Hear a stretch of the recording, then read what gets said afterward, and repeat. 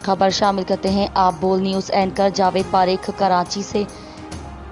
आज MQM पाकिस्तान के अरकान कौमी असम्बली की राब्ता कमेटी के साथ तयशुदा मुलाकात हुई, जिसका मौजूदा सियासी सूरत हाल से ताल्लुक़ नहीं।